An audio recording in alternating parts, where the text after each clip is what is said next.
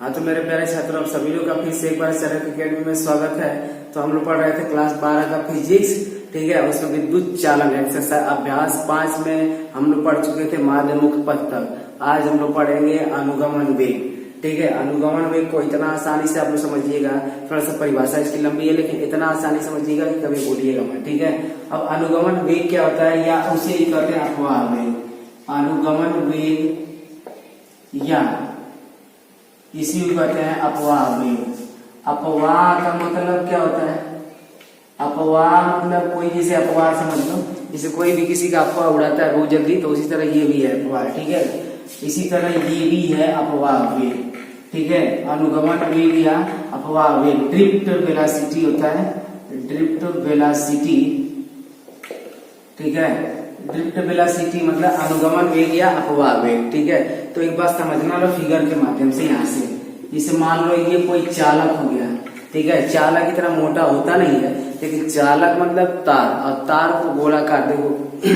जैसे मान लो ये चालक हो गया, ये चालक हो गया। तार को अगर किसी द्वारा काट दिया जाओगे तो ये जो गोलाकार भाग दिखाई देता है उसे हम लोग क्या करते हैं? अनुप्रस्थ काट का क्षेत्रफल कहते हैं, ठीक है। तो क्या कहेंगे? अनुप्रस्थ काट का क्षेत्रफल। अब मान लो चालक का सिरा ए है और ये चालक का सिरा बी है। समझिए पहले आप लोग, समझने के बाद हम परिभाषा बोल लेंगे, ठीक है।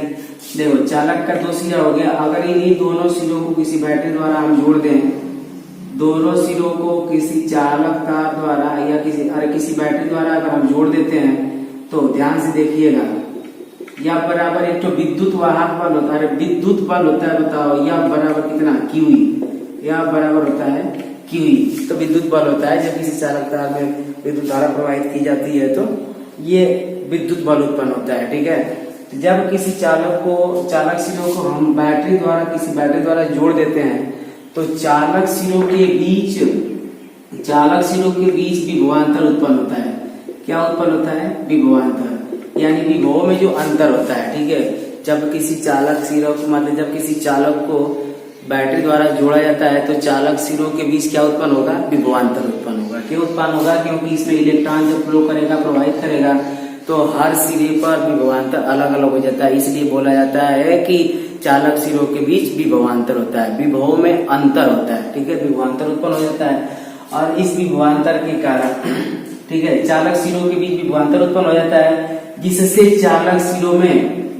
चालक के भीतर वैद्युत क्षेत्र उत्पन्न हो जाता है। क्या उत्पन्न होगा? वैद्युत क्षेत्र, इलेक्ट्रिक फील्ड उत्पन्न हो जाता है। इसके भीतर जो चालक है वो के भीतर क्या उत्पन्न हो जाएगा? वैद्युत क्षेत्र उत्पन्न हो जाएगा। इसी वैद्युत क्षेत्र के कारण जो इसमें इलेक्ट्रॉन फ्लो कर रहे हैं, प्रवाहित हो रहे हैं, जो इसमें इलेक्ट्रॉन फ्लो कर रहे हैं, प्रवाहित कर रहे हैं, उन इलेक्ट्रॉनों में एक सूक्ष्म वेग प्राप्त हो जाता है। क्या प्राप्त हो जाता है? एक सूक्ष्म वेग प्राप्त हो जाता है। इसी वेग को हम लोग क्या कहते हैं? अनुगमन वेग या अपवाह वेग कहते हैं, ठीक है।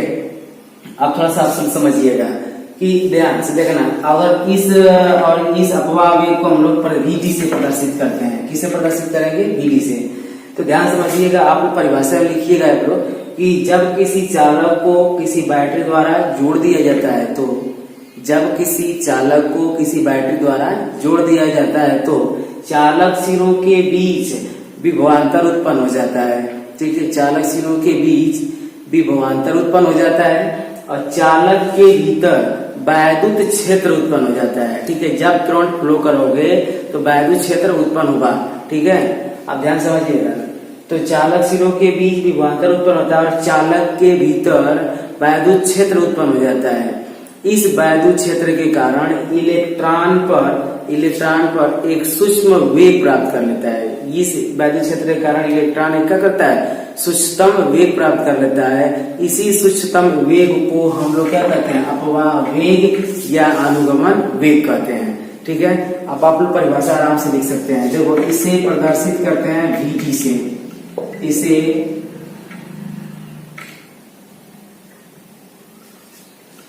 VD से प्रदर्शित करते हैं। क्यों? वेलोसिटी ड्रिफ्ट D से प्रदर्शित, यहाँ पे D क्यों लगाया? क्योंकि D से ड्रिफ्ट वेलोसिटी है, ठीक है, इसलिए यहाँ पे D लगा है। D से प्रदर्शित करते हैं, ठीक है। VD से प्रदर्शित करते हैं, ठीक है ना। चलिए अब देखो ये इसका मात्रक देख लिया जाए, बताओ वेलोसिटी है यानी वेग है, तो वेग का मात्रक क्या होता है? Metre by second. क्या होता है? Metre by second, metre by second. बताओ बीमा बोलो तो अगर क्या लिखेंगे? बीमा इसका बोलो तो मीटर का होता है एल और समय का हो जाएगा टी, और ये ऊपर अगर जाएगा तो पूरा पूरा हो जाएगा एल टी माइनस 1। ठीक है, देखिए आप लोगों को पूरा पूरा तभी नंबर मिलेगा जब आप लोगों को पूरा पूरा तभी नंबर मिलेगा जब आप लोग परिभाषा, मात्रक, बीमा जब तक पूरा पूरा शुद्ध नहीं लिखेंगे तब तक नंबर आप लोग कटेगा। ठीक है, चलिए अब देखिए अपवाह जो वेग होता है वो धातुओं में होता है। धातुओं के लिए अपवाह वेग, धातुओं के लिए अनुगमन वेग का मान होता है 10⁻⁴ मीटर बाई सेकेंड। मतलब इतना करंट क्या करेगा? फ्लो करेगा। इससे इसी वेग से क्या करेगा? मैक्सिमम वैल्यू लगभग कितनी होती है इसकी? Vd बराबर 10⁻⁴ मीटर बाई सेकेंड। मतलब इतने वेग से ही क्या करते हैं? प्रवाहित होते हैं, वेग जाते हैं। इनका वेग क्या होता है? लगभग कितने? 10⁻⁴ मीटर बाई सेकेंड के वेग से होता है। ठीक है, तो आप लोग फिर से एक बार हम बोल रहे हैं, ध्यान दीजिएगा लोग कि अनुगमन वेग, ठीक है, अनुगमन वेग या अपवाह वेग। अपवाह वेग का मतलब आवारा वेग। ठीक है, समझिएगा इस तरह। तो अपवाह वेग का मतलब क्या समझेंगे? जब किसी चालक को किसी बैटरी द्वारा जोड़ा जाता है तो चालक सिरों के बीच एक विभवांतर उत्पन्न हो जाता है, और चालक सिरों के बीच विभवांतर उत्पन्न हो जाता है। ठीक है, और चालक के भीतर एक वैद्युत क्षेत्र उत्पन्न हो जाता है। इसी वैद्युत क्षेत्र के कारण जो इलेक्ट्रॉन है उस इलेक्ट्रॉन पर एक सूक्ष्म वेग प्राप्त हो जाता है, और इसी सूक्ष्म वेग को हम अनुगमन वेग या अपवाह वेग कहते हैं। ठीक है, चलिए इसी के साथ आप लोग देखेंगे अनुगमन वेग का सूत्र कैसे सिद्ध होता है। ठीक है, अनुगमन वेग का सूत्र यहाँ पे आप लोग समझेंगे। अनुगमन वेग का सूत्र, अनुगमन वेग का सूत्र जैसे अनुगमन वेग अभी पढ़ा है उसी तरह अनुगमन वेग का सूत्र आप लोग थोड़ा सा ध्यान से देखिएगा। यहाँ पर देखिएगा, जब किसी चालक को एक चालक बना लेंगे, क्या बना लेंगे मेरे प्यारे बच्चों? पहले एक चालक बना लेंगे। किसी चालक तार को बैटरी द्वारा हम क्या कर लेंगे? जोड़ लेंगे। तो बताओ कैसे जोड़ते हैं? दोनों सिरों को क्या करते हैं? जोड़ देते हैं। तो चालक सिरों को एगो प्लस से जोड़ दे और एक तो माइनस से जोड़ दे। एगो प्लस से जोड़ देंगे और एक तो किससे जोड़ देंगे? माइनस से जोड़ देंगे। यही कार्य तो करते हैं। किसी चालक को अगर किसी बैटरी द्वारा जोड़ा होता है भैया तो तुम लोग समझ सकते हो कि एगो प्लस से जोड़ देंगे और एक तो माइनस से जोड़ देंगे। एक तो माइनस से जोड़ दिए और एक तो प्लस से जोड़ दिए। चालक सिरों का एक तो मान सिरा ए है और एक तो सिरा बी है। एक तो सिरा ये है और एक तो सिरा बी है। ठीक है, अब इधर देखो, जब किसी चालक तार को बैटरी द्वारा जोड़ते हो तो चालक सिरों के बीच विभवांतर उत्पन्न होता है। क्या उत्पन्न होगा? विभवांतर उत्पन्न होगा। ठीक है, और इस विभवांतर को हम किससे लिख लेते हैं? V से।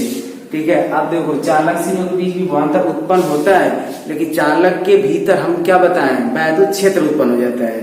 बैटरी द्वारा जोड़ोगे तो जो आवेश प्रवाहित होगा तो आवेश के कारण ही क्या उत्पन्न होगा? वैद्युत क्षेत्र। ठीक है, आवेश के कारण ही वैद्युत क्षेत्र उत्पन्न होता है। वैद्युत क्षेत्र आप लोग पढ़े हैं पहला अभ्यास। ठीक है, तो बताओ इसमें वैद्युत क्षेत्र उत्पन्न होगा तो वैद्युत बल उत्पन्न होगा, यानी यह बराबर बताओ क्या होता है? QE। बताओ जब वैद्युत बल बराबर बताओ क्या होता है? QE, यानी आवेश और वैद्युत क्षेत्र के गुणनफल को क्या कहते हैं? वैद्युत बल कहते हैं।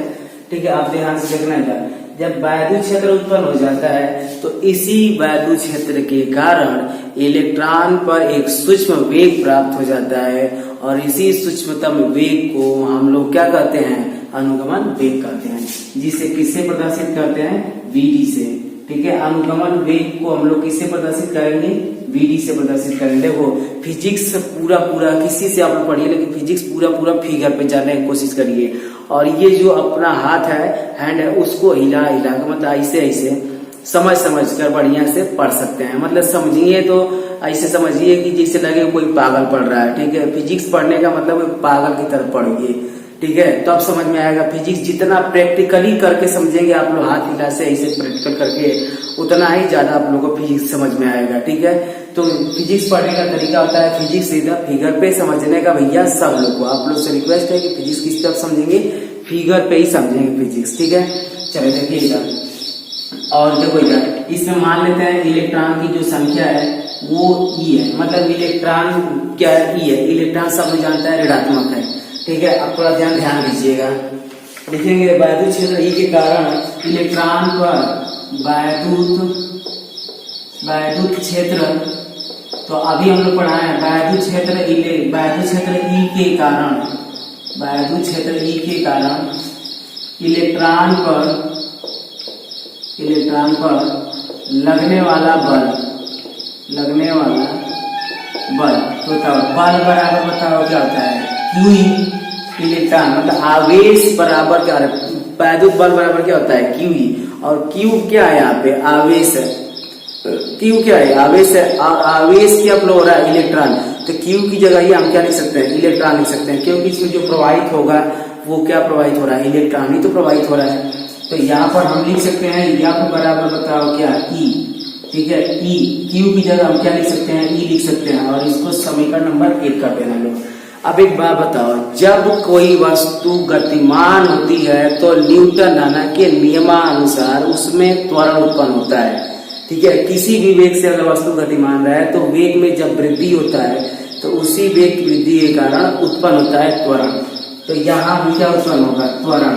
तो यानी त्वरण बराबर क्या होता है बताओ, ए बराबर क्या होता है, यानी वैद्युत सीधे कह सकते हैं या बराबर यमय, ठीक है, न्यूटन के दूसरे समीकरण के अनुसार, ठीक है। तो यहाँ से अगर ए बराबर निकालेंगे तो बताओ क्या आएगा, यम बाई यम आएगा, यम बाई क्या आएगा, यम आएगा। अब थोड़ा सा बात समझने का, अच्छा इधर थोड़ा सा जगह ले लेते हैं। ए बराबर त्वरण उत्पन्न होने का कारण बता रहे, वेग वेलोसिटी है तो त्वरण उत्पन्न होगा ही, यानी ए बराबर हम कह सकते हैं बताओ कितना, यम बाई यम, न्यूटन के नियमानुसार, ठीक है। अब बताओ ई यम का मान यहाँ पे रख देंगे, तो ए बराबर बताओ कितना हो जाएगा, ई कैपिटल ई बाई यम, ठीक है। ये हो जाएगा अनुगम त्वरण, ठीक है। अब हम आप लोगों को पढ़ाया है तत्कालिक त्वरण, 11 में आप लोगों को पढ़ाया गया होगा तत्कालिक त्वरण। बताओ किसी विशेष समय के त्वरण को हम क्या कहते हैं, या किसी क्षण समय के त्वरण को हम क्या कहते हैं, तत्कालिक त्वरण कहते हैं। बताओ यहाँ पे आप लोग लिख लेंगे तत्कालिक त्वरण, ठीक है, तत्कालिक त्वरण। अब तत्कालिक त्वरण ए बराबर होता है dv बाई dt, ठीक है, dv बाई dt। अब यहाँ पे आप लोग सब जानकार है, तो ए बराबर dv बाई dt, यानी ए की जगह यह होता है हम क्या लिख सकते हैं, ई स्मॉल ई कैपिटल ई बट्टा यम। देखो यहाँ पर लिख सकते हैं dv बाई dt, ए की जगह यह होता है हम क्या लिख सकते हैं, small E capital E by M, ठीक है। अब थोड़ा सा ध्यान दीजिएगा लोग, हमारी बात है कि dt का इधर हम गुणा कर दें तो इधर क्या बचेगा, dv बचेगा, ठीक है। अच्छा फिजिक्स वालों को, अरे बायोलॉजी वालों को यहाँ पे थोड़ा सा दिक्कत होता है, ठीक है, क्योंकि मैथ होता है पूरी टोटली यहाँ पे क्या लगता है, मैथ लगता है, अवकलन और समाकलन, इंटीग्रेशन और डिफरेंशिएशन, ठीक है। तो dt का इधर जब गुणा कराएंगे तो ये आएगा small E capital E by M, और गुणते का आ जाएगा dt, ठीक है। अब ये यहाँ तक तो अवकलन के रूप में था, लेकिन अब इसका इधर गुणा कर दिए तो ये अकेले हो गया, तो इसका हो जाएगा अब समाकलन, क्या हो जाएगा, समाकलन। अब थोड़ा सा ध्यान दीजिएगा, यहाँ पर लिखेंगे दोनों पक्षों का निश्चित समाकलन करने पर,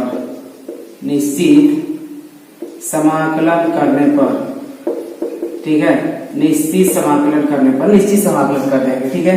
तो दोनों पक्षों का निश्चित समाकलन कर देंगे तो ये हो जाएगा इंटीग्रेशन। आप अच्छा बताओ, जब तक वेग ना प्राप्त हुआ रहेगा तब तक क्या रहेगा, 0। अब वेग प्राप्त क्या करेगा, vd, क्योंकि हम क्या निकालने चले हैं, अनुगमन वेग, तो जब तक इलेक्ट्रॉन स्थिर रहेगा तब तक वेग क्या रहेगा, 0।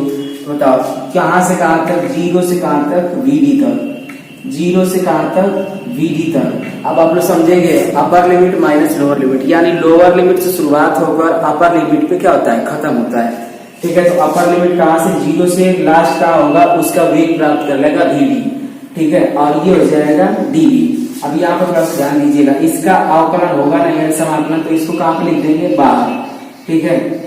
तो स्मॉल ई का समय बताओ यहाँ पे कौन सा लगेगा, समय बताओ क्या लगेगा, देखो t के रिस्पेक्ट में समय, यानी जब इलेक्ट्रॉन फ्लो करता है, गति करता है, तो हम आप लोग को पढ़ाए हैं श्रांति काल, मतलब दो टक्करों के बीच लगे समय को ही क्या कहते हैं, श्रांति काल। तो यहाँ पे दो टक्करों के बीच लगे समय को ही किससे लिखेंगे, यानी 0 से कहाँ तक जो समय लगेगा उसको कहाँ से कहाँ तक लगेगा, 0 से टाउ तक। श्रांति काल को हम पढ़ा चुके हैं, श्रांति काल को किससे लिखते हैं, टाउ से। तो ये हो जाएगा dt। ठीक है, आप थोड़ा सा ध्यान दीजिएगा, इसके रिस्पेक्ट में यहाँ भी 1 लिख सकते हैं और यहाँ भी 1 लिख सकते हैं, मतलब v के रिस्पेक्ट में यहाँ पे कुछ नहीं तो 1 लिख सकते हैं, मतलब गुणा कुछ से नहीं तो 1 से कर सकते हैं। तो यानी यहाँ पे हो जाएगा 0 से vd 1 डिग्री को बोलो तो लिख सकते हैं, कोनो गलती बढ़िया किए नहीं, क्योंकि 1 से गुणा करने से कोनो मकसद नहीं निकलेगा। ठीक है, और ये हो जाएगा small E capital V by m और 0 से कहाँ तक, टाउ तक, 0 से टाउ तक, और ये हो जाएगा 1 dt। देखो यहाँ भी 1 लिख देंगे, कोनो मतलब नहीं निकलेगा। ठीक है, आप थोड़ा सा ध्यान दीजिएगा कि किसी भी संख्या का पावर अगर 0 रहता है तो उसका मान बताओ कितना होता है, 1। तो बताओ v के रिस्पेक्ट में इसका पावर 0 लगा देंगे और ये dv small E capital E by m और 0 से कहाँ तक, टाउ तक, और इसको भी लिख सकते हैं t के रिस्पेक्ट में t का पावर 0 और dt। ठीक है, अब करा देंगे समाकलन, यानी समाकलन करते हैं तो घात में 1 जोड़ते हैं और उसी घात को नीचे उतार कर लिख देते हैं। ठीक है, तो यहाँ पे हो जाएगा v का पावर 0 प्लस 1 और ये 0 प्लस का 1 बट्टे में उतार कर रख दिए 0 से कहाँ तक, vd तक, और ये small E capital E by m। ठीक है, और ये t का पावर 0 प्लस का 1 और फिर 0 प्लस का 1। ठीक है, और कहां से कहां तक, 0 से टाउ तक। अब देखो इसके पावर में 1 जोड़ेंगे, कोनो मतलब नहीं निकलेगा, बट्टे में 1 लिखेंगे, कोनो मतलब नहीं निकलेगा।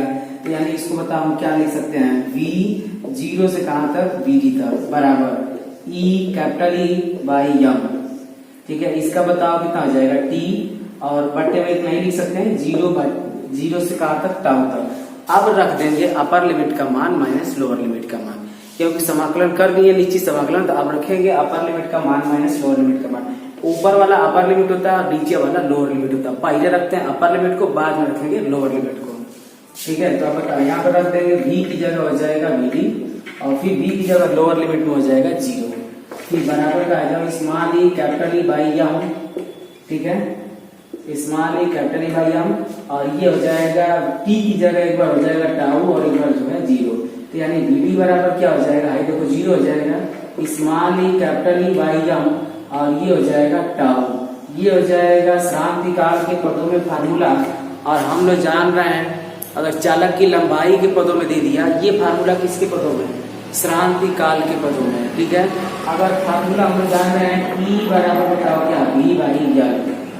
E बराबर क्या जाना है, v बाई l, यानी चालक की लंबाई के पदों में अगर दे दे, अभी विभवांतर के पदों में दे दे, तो बताओ यहाँ पे हो जाएगा vd बराबर स्मॉल ई कैपिटल E की जगह बताओ लिख सकते हैं v बाई ये m और ये l, मतलब E की जगह रख देंगे v बाई l, तो ये v बाई l हो जाएगा, और इनटू बताओ क्या, l टाउ। ठीक है, ये हो जाएगा हम लोग का क्या, अनुगमन वेग के फार्मूला का निगमन। ठीक है, अगर वीडियो पसंद आया मेरे प्यारे छात्रों तो आप लोग अपने दोस्तों तक जरूर शेयर करें, और अब तक अभी चैनल को सब्सक्राइब नहीं किए हैं तो चैनल को जरूर सब्सक्राइब करें। ठीक है, अब थोड़ा सा ध्यान दीजिएगा एक बात कि अगर ये वीडियो ना समझ में आए तो दोबारा आप लोग हमको बताने से अच्छा है कि हम दोबारा पीछे करके, पूरा हैंडल आप लोग के हाथ में है, फिर दोबारा पीछे करके जितना बार करेंगे उतना बार हम लोग घुमा कर दे सकते हैं। ठीक है, ठीक है, तब इसी के साथ मिलते हैं नेक्स्ट वीडियो में धारा घनत्व को लेकर। तभी तक के लिए सभी को बाय।